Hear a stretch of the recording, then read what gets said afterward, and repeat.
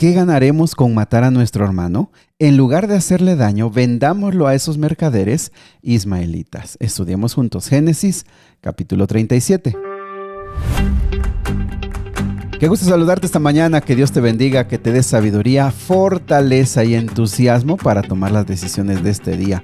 Que aquello que te has estado preguntando pueda quedar resuelto a través de la oración. El Señor te guíe y te dé su bendición. ¿Sale? Muy bien, pues vamos al capítulo de hoy. El capítulo de hoy es muy interesante, pues comienza ya de lleno la historia de José, un hombre que va a ser muy importante en la formación de este gran pueblo que llegará a ser una nación.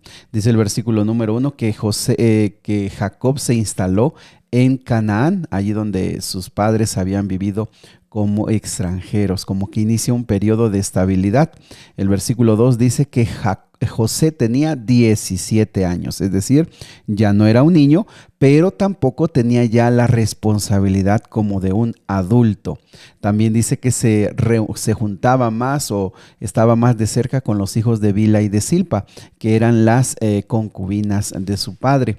Recordemos cuando vimos la cronología de los hijos, pues estos eran los más pequeños, entonces es probable que él se sintiera más identificado porque eran más de su edad. También el versículo 2 dice que le contaba a su padre las fechorías que hacían sus hermanos. Mis amigos, desde aquí comenzamos a ver el carácter de este jovencito, vamos a decirle así, el carácter de José. ¿Por qué? Porque como decimos, va a llegar a ser un gran hombre. Sus inicios no son los mejores. Están marcados con muchos defectos que vienen a raíz de la manera en la que es educado y la manera en la que está conformada la familia. Muchos defectos emocionales, muchos defectos de carácter que nos recuerdan que nosotros somos muy parecidos a ellos. En este caso, lo primero es que él le cuenta a su padre, pero más allá de rendir un informe cierto, confirmado, la estructura y la idea dejan como que él andaba de soplón, andaba de chismoso. Los judíos en sus escritos dicen que era así como que exageraba las cosas de sus hermanos. Y bueno, amigos, es que lo que estaba haciendo era dejar mal a sus hermanos y de esa manera como que también ganarse más el cariño de su padre, que de por sí ya era exagerado. El versículo 3 dice que Jacob amaba a José más que a sus otros hijos porque le había nacido en la vejez. Era un conjunto de cosas. En primer lugar, pues sí era el más pequeño. Jacob ya estaba grande, pero también era hijo de Raquel, como sabemos, su mujer preferida, la que él más amó. Entonces, desde aquí se marca lo que hemos venido viendo de generaciones, como Isaac con sus 2 hijos, como Abraham, que también, aunque no tuvo preferencias, no se habló tanto de preferencias, pero efectivamente no hizo tanto por Ismael. Fíjense cómo estas conductas se van heredando y cómo van haciendo daño cada vez que se ponen. Jacob tenía preferencia por José. En el versículo 3 dice que por eso un día le dio un regalo muy especial, que era una hermosa túnica de colores. Ese regalo fue la evidencia pública, externa, clara, precisa de que Jacob lo quería como su sucesor, lo quería como su heredero, lo quería como para darle los privilegios del primogénito. Y con todo de que José tuviera, a pesar de los defectos, tuviera un carácter que mereciera ese honor, de todos modos no fue lo correcto, no fue la manera en la que Jacob debió haber tratado este asunto. Apreciados amigos, creo que todos en algún momento en la vida hemos pasado por esto, cuando alguien tiene preferencias, no solamente en lo familiar, también en el trabajo y en otros aspectos de la vida.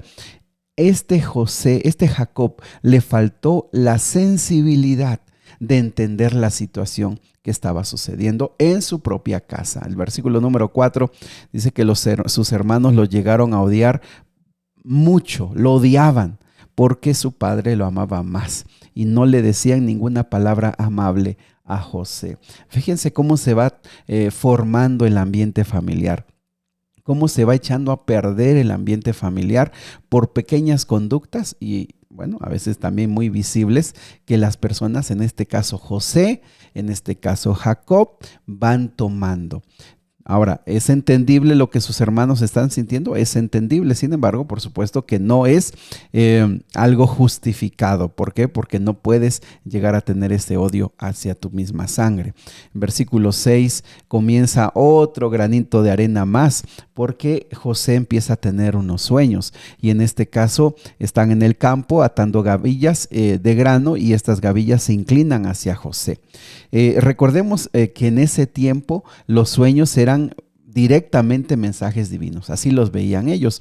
Así que aunque en este capítulo no nos dice que Dios le traía estos sueños, más adelante vamos a ver cómo estos eran inspirados por Dios.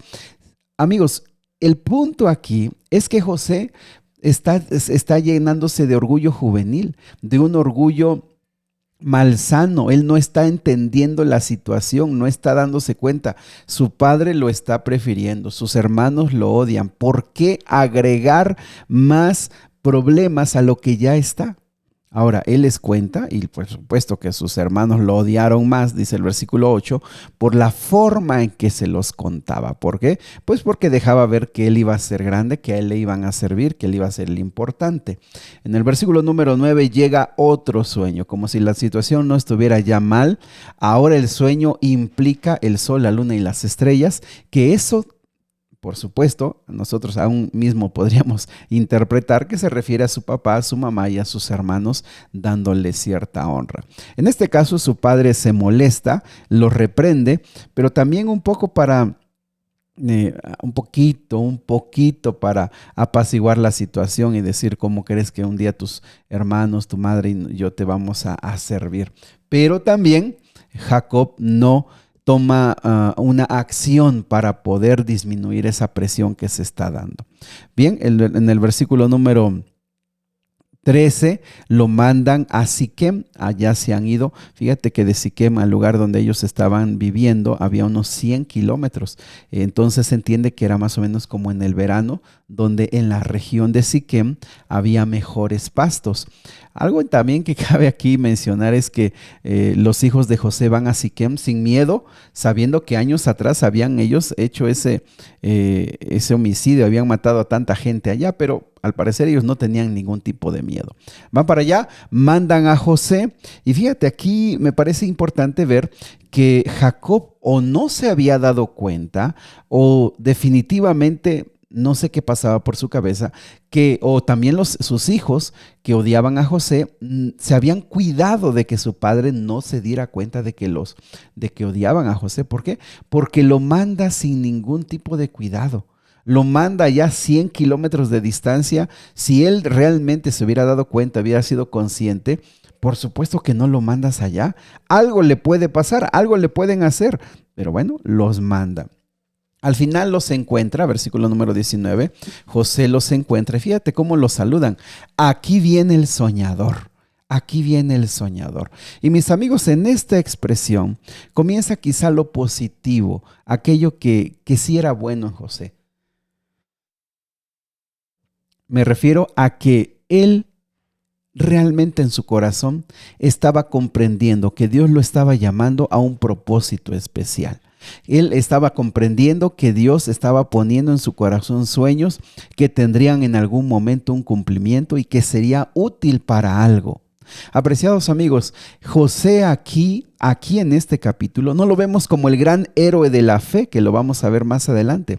Aquí estamos viendo cómo está germinando una persona que tiene sueños, que tiene metas, que tiene aspiraciones, pero que también tiene muchos defectos, como el no escuchar, como el no darse cuenta de lo que está pasando, como convivir con cierta arrogancia, como convivir con cierta comodidad, pero no teniendo la sensibilidad de decir, bueno, mis hermanos, yo soy el menor, yo no puedo estar ahora decir, ¿sabes qué? Yo voy a ser el mayor de ustedes, cuando mis hermanos ya están grandes. Todos esos defectos van a tener que ser pulidos. Todos esos defectos van a tener que ser eliminados, pero no va a ser sencillo, amigos. No va a ser sencillo. Él va a tener que sufrir humillación. Él va a tener que sufrir trabajo forzado. Él va a tener que sufrir alejarse de sus padres. Él va a tener que sufrir mucho para poder romper lo que esos primeros 17 años le harían daño para el liderazgo que él iba a ejercer. Y apreciados amigos, la pregunta es, nosotros como padres o como adultos, ¿será que estamos poniendo ideas equivocadas en nuestros hijos? ¿Será que estamos poniendo guías equivocadas que ellos tendrán que sufrir para arrancarlas de su vida? Y si ya tenemos más edad, ¿realmente nosotros nos hemos dejado moldear por Dios para quitar de nosotros aquello que nos impide cumplir los propósitos de Dios en nuestra vida? Bueno, José nos deja claro que los grandes héroes tienen que pasar por un proceso en que con la bendición de Dios y en las manos de Dios puede ser posible. Piensan, si lo matamos, pues vamos a ser culpables. Alguien dice, ¿sabes qué? Vamos a tirarlo a una cisterna y que se muera. Y vamos a decir que lo atacó un animal. En ese tiempo esa región era selvática, osos, leones y otro tipo de animales andaban sueltos, así que fácilmente era entendible. Rubén aboga por él. Rubén es el hermano mayor, pero en algún momento él sale, y cuando él sale, mientras están comiendo, ojo, este es un dato importante porque habla de la insensibilidad de sus hermanos. Realmente los hijos de Jacob llegaron a ser, aquí se presentan muy malvados. Mataron a los hombres de Siquem, vendieron a su hermano, estaban dispuestos a matarlo. Mis amigos, qué terrible es que a estos se le llame el pueblo de Dios. Eso es terrible. Eso es terrible. Pero también nos deja claro que usted y yo, que nos decimos pueblo de Dios, que nos decimos hijos de Dios, podemos cometer grandes cosas, defectos, problemas, podemos hacer cosas terribles. O podemos ser presa de lo que nuestros hermanos hacen con nosotros. No nos debería sorprender, no debería desanimar nuestra fe. No deberíamos nosotros alejarnos de la iglesia y alejarnos de Dios por la conducta de los hermanos. ¿Por qué? Porque toda la Biblia del Antiguo hasta el Nuevo Testamento que lo hemos estado leyendo, amigos, nos deja claro que el pueblo de Dios no es perfecto.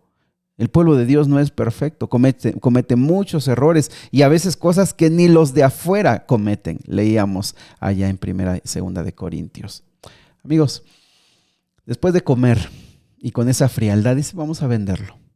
Lo venden con ismaelitas o madianitas, básicamente son de la misma región.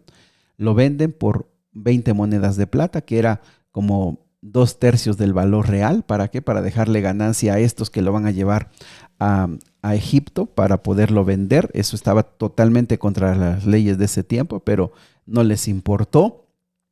Mandan a un esclavo, seguramente ni siquiera ellos dan la cara, mandan a un siervo y con la túnica rota y llena de sangre dice, mira, pues esto es lo que encontramos, no sabemos si será tu hijo.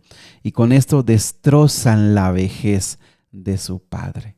No entendían, ellos no dimensionaron el amor que tenía este anciano por su hijo, que le destrozan los últimos años de su vida, los hacen miserables. Él no se puede recuperar de este dolor hasta poco antes de que se encuentra con José finalmente y poco después va a morir. Mis amigos, ¿cómo las tragedias familiares pueden afectarnos tanto? ¿Cómo las tragedias familiares pueden llevarnos a consumirnos de dolor y de sufrimiento? Esa es una realidad que aquí vemos. Muchas de ellas por nuestra culpa, muchas de ellas porque no tuvimos el valor de detenerlas, de hablar, de guiar, no lo sé. Pero en todas estas circunstancias, en todas estas tragedias familiares, seguimos viendo a Dios, seguimos viendo su mano, que cada vez que el ser humano abre su corazón y pide la ayuda de Dios, Dios lo puede sostener. Qué bendición poder leer esto, porque nosotros hoy, que pasamos también por tragedias familiares, también pasamos por dolor, podemos saber que los errores que ellos cometieron se parecen a los nuestros, pero que nosotros podemos elegir una respuesta mejor, podemos elegir una respuesta diferente, podemos buscar a Dios y con su bendición tomar decisiones que realmente puedan ser una solución. Versículo 36, los mercaderes lo venden en Egipto con Potifar, quien es como de la guardia del faraón y está en el palacio. Romanos 8:28 dice que todos los que aman a Dios, para aquellos que aman a Dios, todas las cosas les ayudan a bien. Esa es la promesa que quiero que te quedes esta mañana. Si tú amas al Señor, no quiere decir que vas a dejar tus defectos de un momento a otro. Dios te va a pulir, pero aún las circunstancias más oscuras de tu vida, aún los momentos más oscuros de tu vida, el Señor los llevará para que sean la bendición más grande que en tu vida pudo suceder. Querido Padre Celestial, en estos complejos problemas familiares nos identificamos todos nosotros, porque somos parte de esta realidad humana, pero también vemos tu mano guiando al ser humano a pesar de su debilidad y sus defectos. Bendícenos a nosotros, Señor. Toma nuestros problemas, toma nuestras dificultades, danos valor, danos sabiduría, guíanos, pero sobre todo, que tu bendición repose en nuestro corazón. En el nombre de Jesús. Amén. Que Dios te bendiga. Sigue abriendo tu corazón al Señor. El Señor quiere escucharte.